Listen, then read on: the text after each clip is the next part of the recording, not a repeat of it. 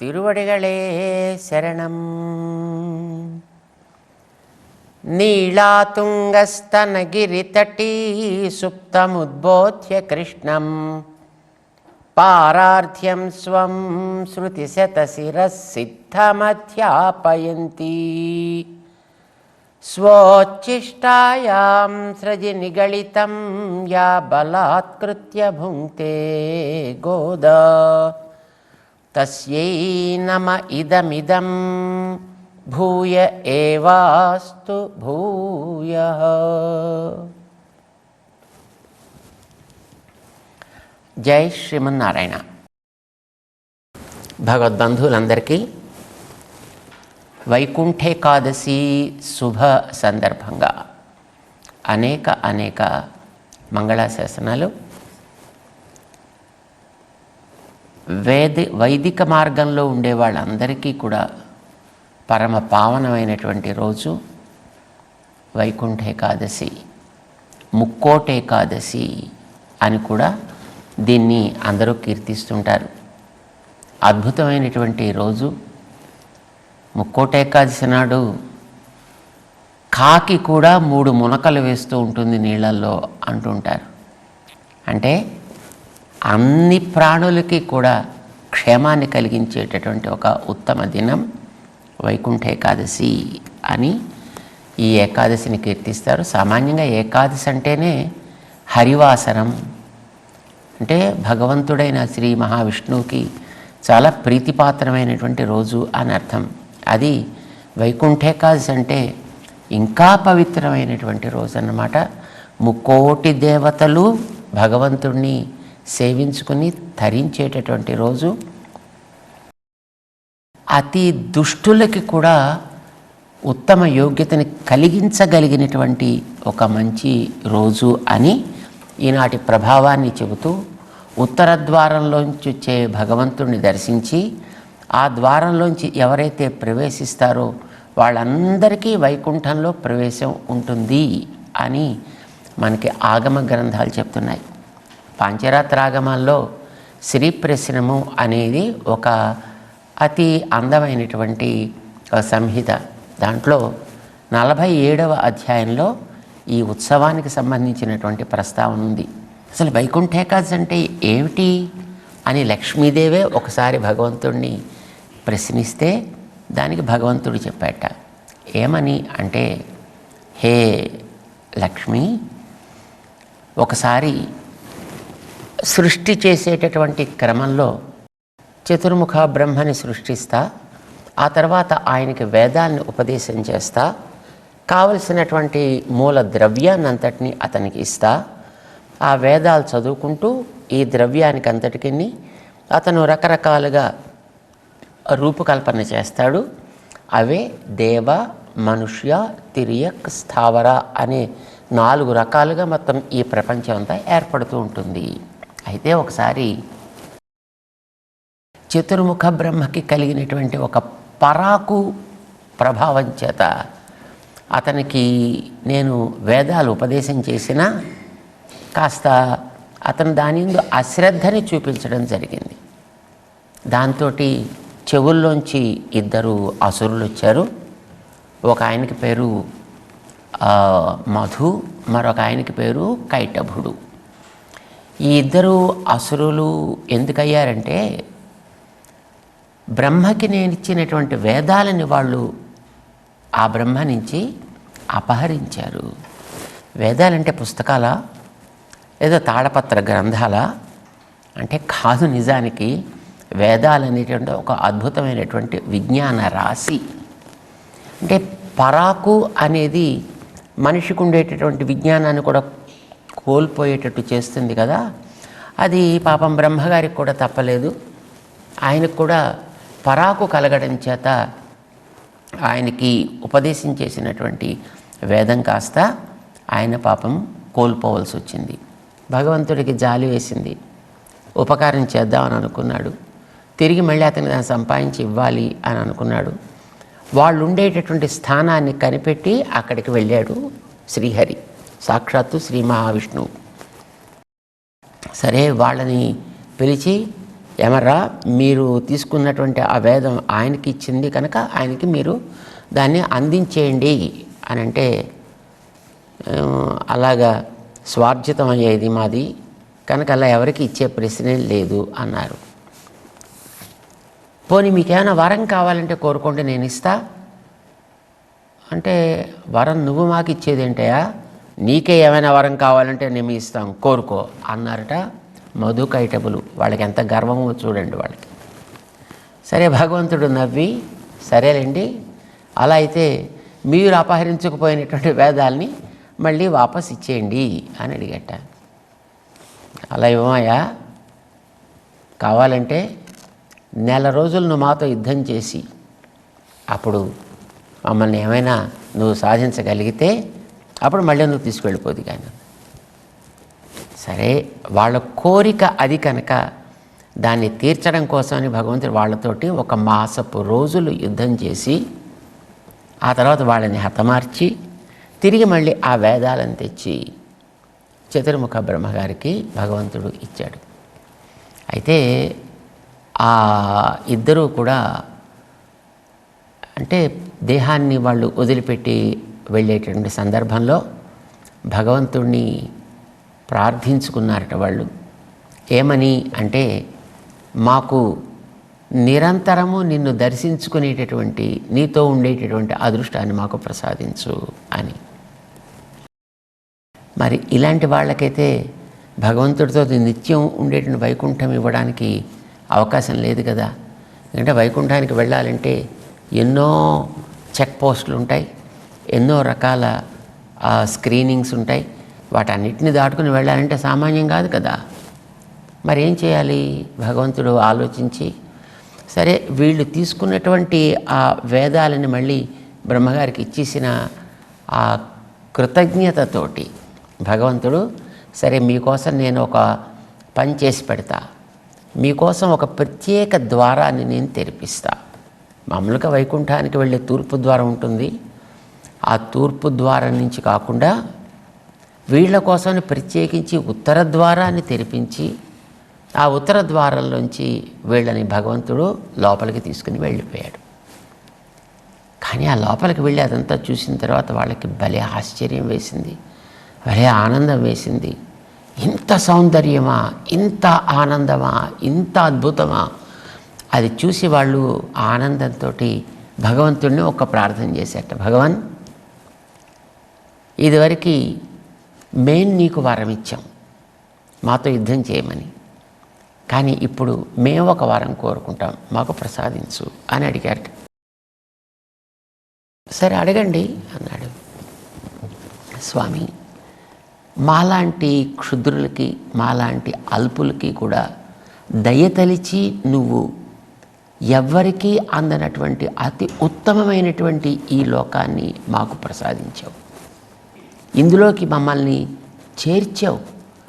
సామాన్యంగా ఏ పుణ్యం చేసుకున్న వాళ్ళకి ఈ లోకంలోకి రావడానికి అధికారం ఉండదు. అలాంటిది మాలాంటి క్షుద్రులకు కూడా ఈ లోకంలోకి నువ్వు స్వయంగా ప్రత్యేక ద్వారాన్ని తెరిపించి మాకు ప్రవేశం కల్పించావే, మమ్మల్ని తరింపజేశావే. ఇలాంటి అదృష్టం ఈ సన్నివేశాన్ని తలుచుకున్న వాళ్ళందరికీ కూడా నువ్వు కలిగించు. ఏం చేయమంటారు చెప్పండి? ఏం లేదు స్వామి, ఈరోజు అంటే భగవంతుడు వాళ్ళ కోసం ద్వారం తెరిపించిన రోజు కూడా ఒక అద్భుతమైన రోజు అండి. ధనురాశిలో సూర్యుడు ఉండేటప్పుడు వచ్చే ఏకాదశి, ఈ ధనుస్ మాసానికి సంబంధించినటువంటి ఏకాదశిలో వీళ్ళని అక్కడికి పంపించాడనమాట ఆయన. ఈరోజు ఎవరైతే నిన్ను ఉత్తర ద్వార దర్శనంలో సేవించుకుంటారో వాళ్ళందరికీ కూడా ఈ అదృష్టం కల్పించవయ్యా. చాలా ఆనందం వేసింది భగవంతుడికి. సరే, అందరికీ గొప్ప స్థితిని కల్పించమంటున్నాడు. దాంతోపాటు మాలాంటి వాళ్ళకి ఇలాంటి స్థితి నువ్వు కలిగించావు అని ఎవరు అనుకుంటారు? ఇప్పుడు గొప్పవాళ్ళకి ఉత్తమ స్థితి కలిగించడం అదేం పెద్ద గొప్ప ఏం కాదు. కానీ అతి అధములైన వాళ్ళకి ఉత్తమ స్థితిని కలిగించడం సామాన్యమైన విషయం కాదు కదా. నువ్వు చేసావు ఆ మహోపకారాన్ని, దీన్ని లోకం తలుచుకునేటట్టు చేయి చాలు. ఆనందించి అలాగే అని వాళ్ళకి వరం ఇచ్చా. ఈనాడు ఎవరైనా సరే ఆలయాల్లో కానీ మిగతా గృహాల్లో కానీ మరొక చోట కానీ ఉన్నతమైనటువంటి ఒక వేదికని ఏర్పాటు చేసి దానికి ఒక పెద్ద ద్వారాన్ని ఏర్పాటు చేయాలి. ఎందుకంటే మధుకైటపులు వాళ్ళు రాక్షసులు కదా, మరి వాళ్ళు దూరడానికి లోపల ప్రవేశించగలిగేంత ద్వారం ఉండాలి. అంచేత ఎత్తుగా పెద్ద ద్వారాన్ని ఏర్పాటు చేసి దానికి 2 వైపులా మధుకైటపుల్ని ఏర్పాటు చేసి అందులోంచి ప్రవేశించేటట్లుగా నన్ను ఏర్పాటు చేసుకుని ఉత్తర ద్వారంలోంచి ఎవరైతే ఆ ఉత్తర ద్వారం గుండా ప్రవేశిస్తారో అలాంటి వాళ్ళు కూడా నా అనుగ్రహం చేత ఈ లోకంలో వాళ్ళు కూడా చేరి మోదంతాం సహసూరిభి నిత్యసూరులతో కలిసి వాళ్ళు హాయిగా ఆనందించుతూ భగవత్ సేవ చేసుకునేటటువంటి అదృష్టం కలుగుగాక అని నేను వరమిచ్చానయ్యా. అది ఈ మోక్షోత్సవం అని భగవంతుడు లక్ష్మీదేవికి చెప్తాడు. ఆ ఉత్సవం ఈరోజు వచ్చింది.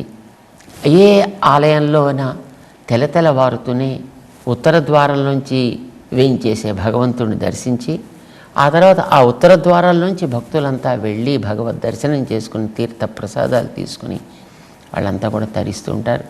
అలాంటి అతి ఉత్తమమైనటువంటి ఈరోజు మనందరినీ కూడా అనుగ్రహించి ఆ శ్రీ మహావిష్ణువు యొక్క దివ్య కటాక్షానికి మనం పాత్రులం అయ్యేటట్టుగా చెయ్యాలి అని మేము ప్రార్థన చేస్తూ అందరికీ అనేక మంగళాశాసనాలు చేస్తూ ధనుర్మాసంలో మనం 14 దినాలు ఇంతవరకు గడిచాయి. ఇప్పుడు 15వ రోజు మనకి సంప్రాప్తించింది. వైకుంఠ ఏకాదశి వచ్చింది. ఈ వైకుంఠ ఏకాదశిని ప్రధానం చేసుకుని 10 రోజుల ముందు పగటిపూట స్వామి దగ్గర ఆళ్వార్లు పాడిన దివ్య ప్రబంధాలని పాడతారు. ఆ 10 రోజులకి పగల్పత్తు అని పేరు.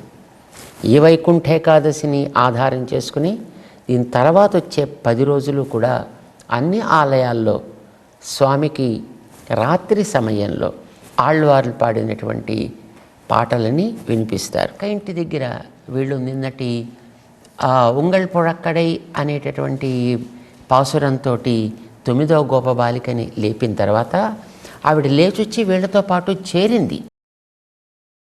ఆవిడ్ని లేపేటప్పుడు మన వాళ్ళు ఆ తిరుప్పావేలో 14వ పాటని పాడుతూ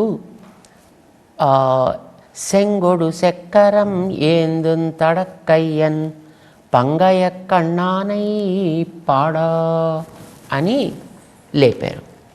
ఇది వింది ఈవేళటి గోపబాలిక. వాళ్ళు పాడుతుంటే చాలా ఆనందం వేసింది. వీడికేమో ఆ పాటని తను పదే అలా పాడుకుంటూ కూర్చుందనమాట.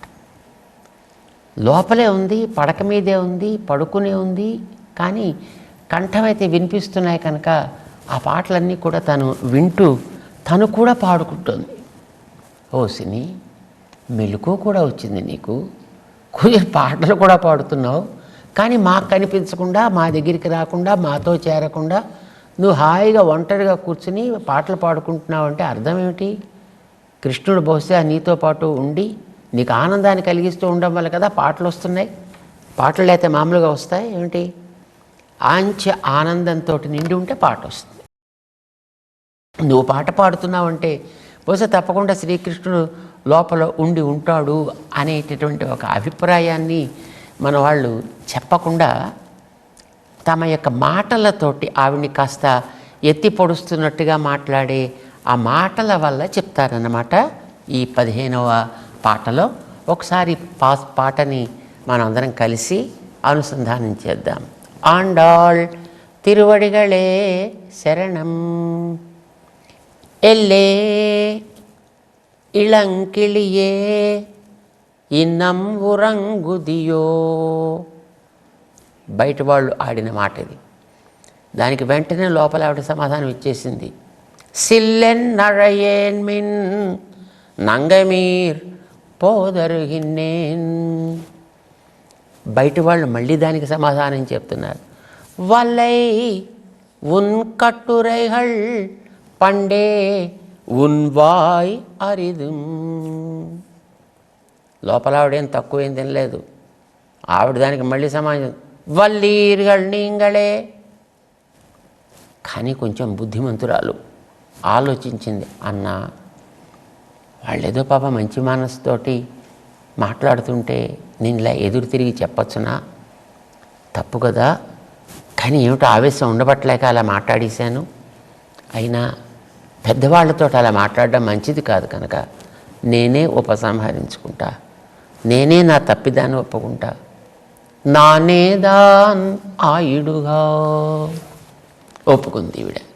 మళ్ళీ బయట వాళ్ళేం ఆగలే. వెంటనే వాళ్ళు ఇంకొక మాట అంటున్నారు. ఒల్లే నీ పోదాయి ఉనక్కెన్నవ్వే రుడయే. మళ్ళీ ఈవిడ ఎదురు తిరిగి నేను ఒప్పుకున్నాక మళ్ళీ ఎందుకు అలా అంటారు అనొచ్చు. కానీ అలా అనలేదండి. ఎందుకంటే నేనే ఒప్పేసుకుంటా, నేనే తగ్గాలి అని ఒకసారి నిర్ణయం చేసుకుంది కనుక మళ్ళీ ఎదురు చెప్పట్లే.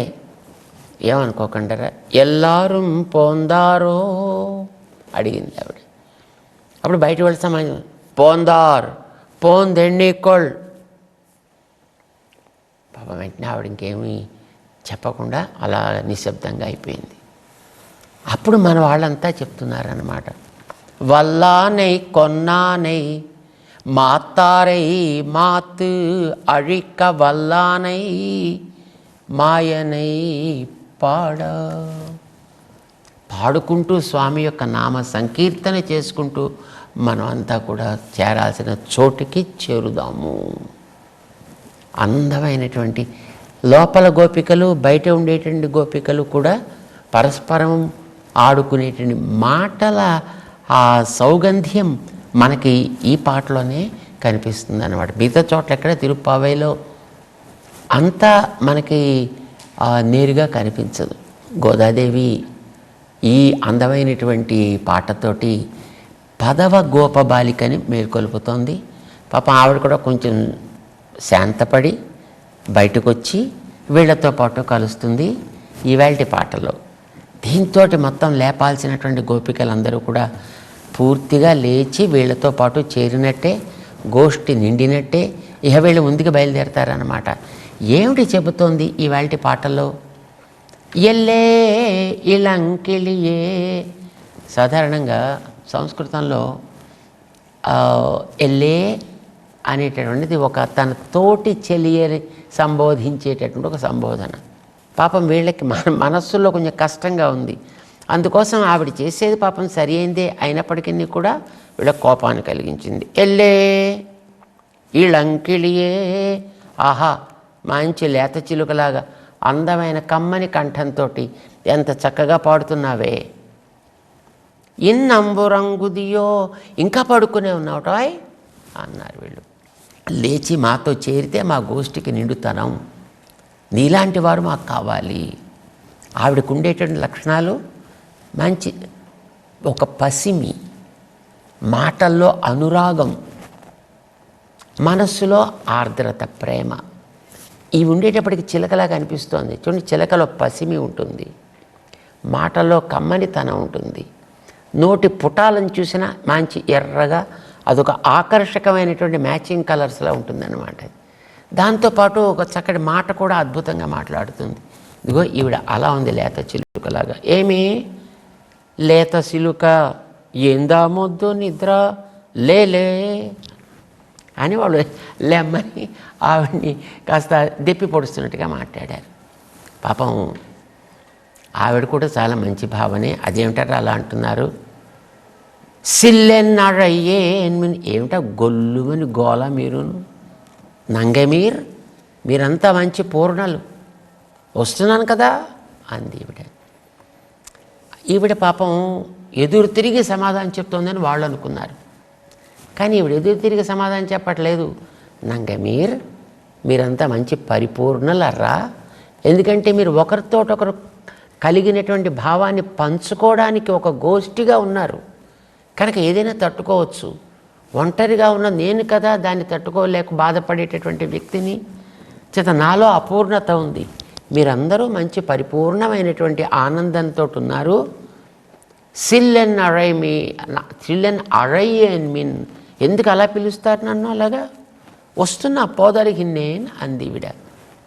వాళ్ళ ఉద్దేశం ఏంటి? నీలాంటి మాటకారితనం కలిగినటువంటి గోపిక మాతో పాటు ఉన్నట్టయితే కృష్ణుడి దగ్గర చక్కగా మాట్లాడి ఆయనకి అనుగ్రహం మనమే త్వరగా కలిగేట్టు చేసుకోగలం కనుక నువ్వు రావాలని పాపం వాళ్ళ ఉద్దేశం. కానీ లోపల ఆవిడకి ఎలా అనిపించింది? నువ్వు ఉత్త పుల్ల విరుపల మాటలు మాట్లాడేదానివి, ఎదటివాడి గుండెల్ని పొడుస్తున్నట్టుగా అన్నట్టుగా ఆవిడకి అనిపించింది. మాటలు మంచిదే, కానీ భావం మాత్రం సక్రమంగా వాళ్ళకి ఒకళ్ళకొకళ్ళకి అర్థం కావటం లేదు. లోపల ఆవిడ వెంటనే ఊరుకోలేదు.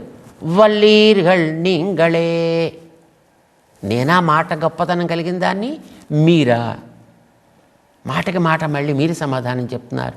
హాయిగా చక్కగా పాడుకుంటూ మీరు తిరుగుతున్నారు. వల్లీర్గళ్ నీంగళే, సమర్థత మీకే చాలా ఎక్కువ నాకంటే అనేసింది. అండమైతే అనేసింది, కానీ వెంటనే వీడికి అనిపించింది ఎంత తప్పు చేశాను నేను. అందుకోసం ఈవేళ గోపికి కూడా ఆ స్వభావాన్ని తెలియచేస్తూ సరే వల్లీర్గళ్ నీంగళే అని అనేసిన వెంటనే నానేదాన్ ఆయుడుగా, పోన్లేండి తప్పు నాదే, పొరపాటున మాట్లాడాను, ఏదో కాస్త తొందరపాటుతనంతో మాటలు నేను ప్రయోగించేశాను, నాదే దోషం అని నేను అంగీకరిస్తున్నాను, సరే ఒప్పుకోండి అంది. లోపల నుంచి బయటికి రాలేదు, ఇంకాను లోపల నుంచే అంటోంది. అయితే ఆవిడ ఒప్పేసుకుంది కదా అని మన వాళ్ళు ఊరుకోవట్లే, మళ్ళీ నిజంగా ఒప్పుకుందా, ఊరికే మాటకి పైకి మాత్రమే ఒప్పుకుందా అని చూడండి. మనమే కన్నం తీసి కర్ర పెట్టి రాళ్ళు వేసి మట్టి వేసి బాగా దంచి కొట్టినా గట్టిగా ఉంది లేదా ఒకసారి ఇలా పరిశీలన చూస్తాను, చూసారా? అలాగే మళ్ళీ ఒకసారి పరిశీలన చేస్తారు మనం నిజంగా మానసికంగా ఎంతవరకు అంగీకరిస్తున్నాం అని. బయట నుంచి మన వాళ్ళు ఒల్లే నీ పోదాయి, ఏమాయ్ ఏమిటి ఇంకా రావట్లేదు బయటికి, నువ్వు ఉనకెన్న వేరుడయ్యాయి, నీకేమైనా ప్రత్యేకించి ఒక ఆనందానుభవాన్ని వేరే మాకంటే వేరుగా ఎవరైనా నువ్వు ఏర్పాటు చేసి పెట్టుకున్నావా ఏమిటి? నీకేమిటి ఆ వేర్పాటు, మాతో ఎందుకు కలవట్లేదు? చూడండి, కొంతమందికి నలుగురితో కలిసి భోంచేయడం అలవాటు ఉండదండి. వాళ్ళకి ప్రత్యేకించి వాళ్ళదంతా మొత్తం ఏమంటారు దాన్ని, కైవల్యార్థుల్లాగా మిగతా వాళ్ళతోటి కలవడం అనేది వాళ్ళకు ఉండదన్నమాట. అది మన వాళ్ళు తెలుగులో అంటుంటారు ఒంటి పిల్లి రాకాసి అని. అదిగో అలాగా ఓనకెన్న వేరుడయ్యాయి, మాకంటే వేరుగా నీకేమైనా ఉందా, మాతో కలిసి ఉండాల్సిన దానివి కాదా అన్నట్టుగా అడిగారు మన వాళ్ళు. ఒప్పుకున్న తర్వాత కూడా వెంటనే ఏమనిపిస్తుందండి, నేను ఒప్పుకుంటే కూడా మళ్ళీ మీరు ఎలా మాట్లాడతారు అలాగా అని అనాలి. కానీ అలా అనలేదు ఆవిడ. సరే ఏమన్నా ఇంకా మనం మాట్లాడకూడదని నిర్ణయం చేసుకుంది కనుక నేను అందుకోసం ఆగలేదర్రా. ఎల్లారం పోందారో, అసలు అందరూ వచ్చారు లేదా, నా ఉద్దేశం ఒకటేనర్రా, అందరూ రావాలి, అందరితోటి కలవాలి, అందరినీ చూడాలి, అందుకోసం నేను ఆగాను తప్ప వేరేం అనుకోకండరా. వచ్చారా మన వాళ్ళంతా అంది. ఏం చేద్దాం చెప్పండర్రా. సరే వస్తా అంటే మరేం లేదరా, చక్కగా స్వామి నామాలు పాడదాం. ఏమని? వల్లానై కొన్నానై మాతారై మాత్ అழிக்க వల్లానై మాయనై పాడ. వల్లానై కొన్నానై, బలిష్టమైనటువంటి ఒక ఏనుగుని కువలయాపీడాన్ని సంహరించిన వాడు. చాలా గొప్ప కార్యం కదండి అది. మత్తెక్కించి పెట్టారు ఏనుగుని. కృష్ణుడు వస్తున్నాడు ధనుర్యాగానికి, కంసుడు పిలిచాడు, కానీ దుష్టభావంతో పిలిచాడు అతన్ని. ఆ ఏనుగు బయటే ఏదో చేసేయాలి అని పెట్టారు అక్కడ. కానీ మహానుభావుడు కదా, గుర్తించాడు ఆయన. కనుక దాన్ని దంతాలని పట్టి దంతాలని పెకలించి ఆ దంతాలతోటే దాన్ని సంహరించి ఆ ఉపద్రవాన్ని తన మీద పడకుండా చేసుకుని అయ్యయ్యో ఏమైపోతుందో కృష్ణుడికి అనుకున్న వాళ్ళ హృదయ తాపాన్ని శమింపచేశాడు ఆయన. వల్లానై కొన్నానై చంపేశాడు దాన్ని. ఆ తర్వాత ఏం చేశాడు, దాటిన తర్వాత మరొక ఇద్దరు మల్లురు వచ్చారు. మల్లరై మాట్టియ చాణూర ముష్టిక. అసలు వాళ్ళిద్దరినీ కంసుడు ఈ కృష్ణుడి మీదకి ఏదో చేయించడం కోసమనే పెంచి పోషించి తినిపించి త్రాగించి బాగా కొవ్వు బలిసేట్టుగా చేశాడు. కానీ అలాంటి వాళ్ళిద్దరిని కూడా మట్టి కరిపించాడు ఆయన. మల్లరై మాట్టియా. ఆ తర్వాత మాతారై మాత్ అழிక్క వల్లానై. శత్రువుల యొక్క మాతృ అழிక్క వల్లాన్. ఇదో గొప్ప గుణం అండి. శత్రువులని చంపేయాలని అనుకోడు, శత్రువుల్లో ఉండే శత్రుత్వాన్ని తొలగించాను. మాతారై మాత్ అழிక్క వల్లాన్. కూడని వాళ్ళల్లో ఉండేటువంటి కూడని తనాన్ని తీసేస్తాడు ఆయన తన ప్రభావం చేత. ఇదేదో గొప్ప సూక్తి, ఎవరో బయట దేశాల వాళ్ళు చెప్పినట్టు అనుకుంటుంటారు. వ్యక్తిని కాదు దూషించడం, వ్యక్తిలో ఉండే దోషాన్ని దూషించు అని. అది మా గోదాదేవి 5000 సంవత్సరాల క్రితం చెప్పిందండి. మాతారై మాత్ అழிక్క వల్లాన్. ఇది స్వామికి ఉండేటువంటి లక్షణం. ఎవడైనా మాయనై. ఆయన ఒక గొప్ప మాయావి, ప్రకృతిని తన ఆధీనంలో కలిగినవాడు. ఆశ్చర్యం ఏంటంటే మాయనై అని 5వ పాట ప్రారంభించింది, 15వ పాటలో మాయనై తోటి పూర్తి చేస్తుంది. ఈ మధ్యలో మొత్తం 10 గోపికల్ని లేపే సన్నివేశం ఇదొక మాయ. ఇదొక ఆశ్చర్యకరమైనటువంటి ప్రవృత్తి భగవంతుడికి కలిగినటువంటిదన్నమాట. ఈ రకంగా ఆయన మనలో ఉండేటటువంటి చీకటిని తొలగించి మనలో ఒక జ్ఞానాన్ని కలిగించి మనం క్రమంగా ఈ లోకంలో తరించడానికి వీలయ్యే ఆచార్య సన్నిధానానికి చేరేటట్టుగా చేసే మహనీయుడు ఆయనే. మనకి సదాచార్య సమాశ్రయణం అనేది భగవంతుడు అనుగ్రహిస్తేనే కలగాలండి. అలాంటి దాన్ని భగవంతుడే తాను సంకల్పించి మనకి ప్రసాదిస్తాడు అనేది ఆండాళ్ తల్లి అద్భుతంగా ఈ పాటలో మనకి చెబుతుంది. ఎంతో అందమైనటువంటి ఒక అధ్యాత్మ రహస్యాన్ని మనకి ఆండాళ్ తల్లి దీంట్లో వివరిస్తుంది. ఈ వేల్టితోటి 10 గోపికల్ని లేపేటటువంటి ప్రక్రియ పూర్తయి అందరూ చేరారు కనుక వీరందరినీ కూడా తీసుకుని ఇక రేపు నందగోప భవనానికి మన వాళ్ళంతా ఎలా చేరతారో మనం తెలుసుకుందాం, సేవిద్దాం. ఆండాళ్ తిరువడిగళే శరణం. జై శ్రీమన్నారాయణ.